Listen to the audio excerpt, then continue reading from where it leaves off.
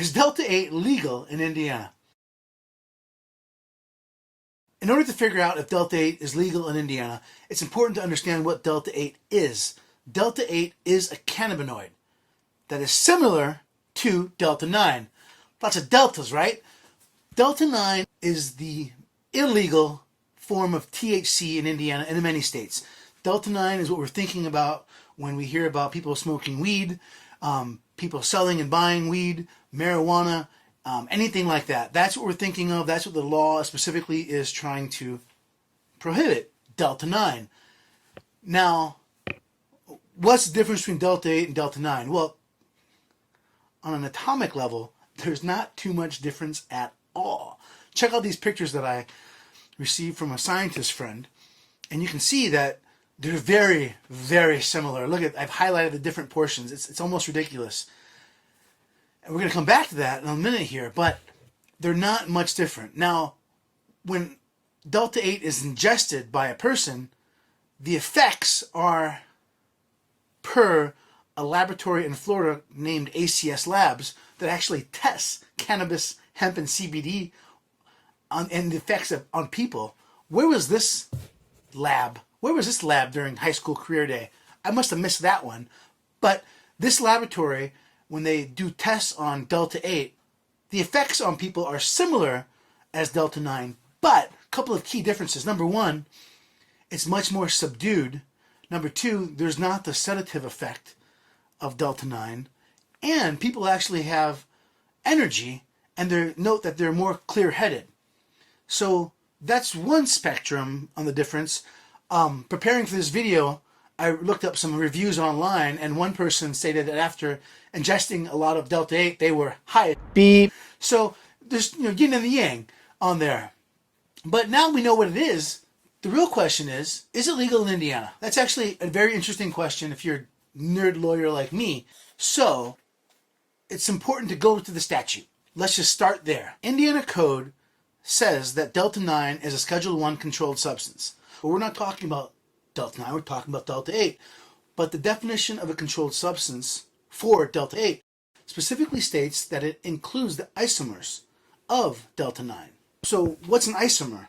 Well, remember how I kind of showed you that picture, how Delta-9 and Delta-8 looked awfully similar? Well, that's going to become important now because an isomer is two substances that have identical molecular formulas, the same number of atoms, but a distinct arrangement of atoms in space. So, as you can see from the picture, the differences between Delta-9 and Delta-8 are very small. Now, as a criminal defense attorney, I will never agree that Delta-8 is an isomer of Delta-9 because then I'd be agreeing it's a controlled substance. The possession of a controlled substance is a crime. I'm not going to agree to that, but it's going to be a hard sell to a judge or a jury that it's not an isomer. But it doesn't end there. We're going to keep looking at the statute.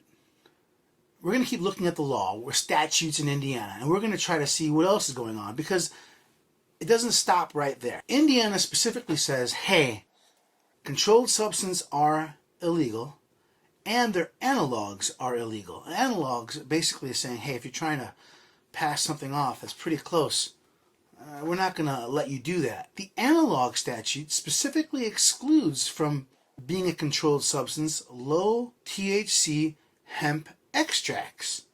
That's interesting. When you look up what a low THC hemp extract is defined as, well, they go into great detail that it contains no more than 0.3% of Delta-9 THC. There's no Delta-9 THC in Delta-8.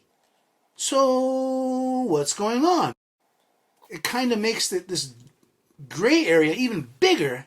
And then, in Indiana, recently, within the past 7 years or so, passed all these industrial hemp laws.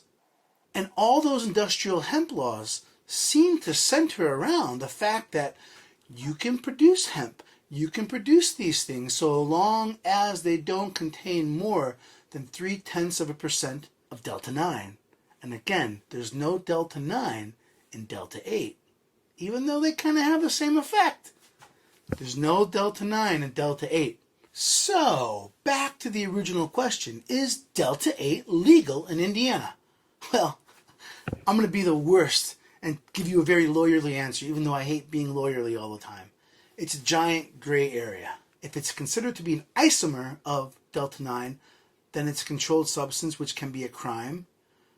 But when you look at all the other statutes addressing hemp, so long as it doesn't contain more than 0.3% of Delta 9, then it is legal. And there's lots of statutes supporting this, including the adoption of the industrial hemp statutes. So, it's a big old gray area. There seems to be some saying it's illegal, some seems to be pointing that it's legal. And I want to tell you something really cool.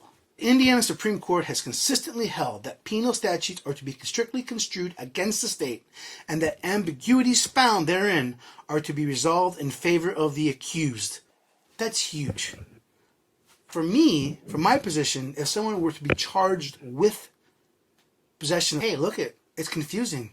Smart people can't even agree on whether or not this is legal or illegal. But even more telling, stores are selling this Delta 8 product. And the DEA is not conducting raids on these stores. Neither is the state police or local police. These stores are selling it, and that seems to be the state of Indiana agreeing, hey, right now at least, it is legal. Now that could change.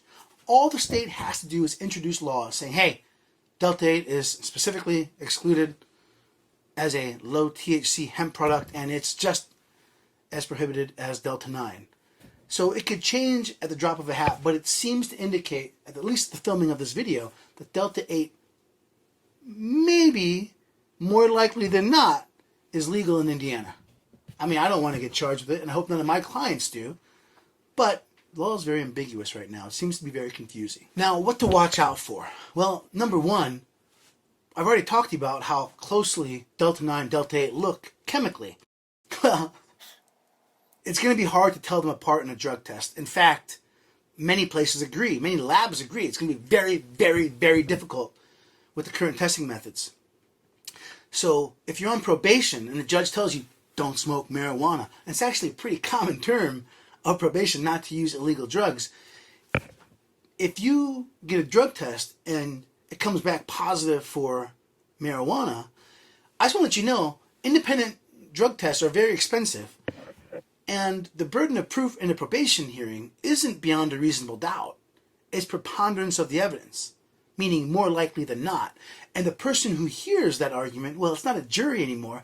It's going to be a judge. And it's likely the judge that puts you on probation in the first place.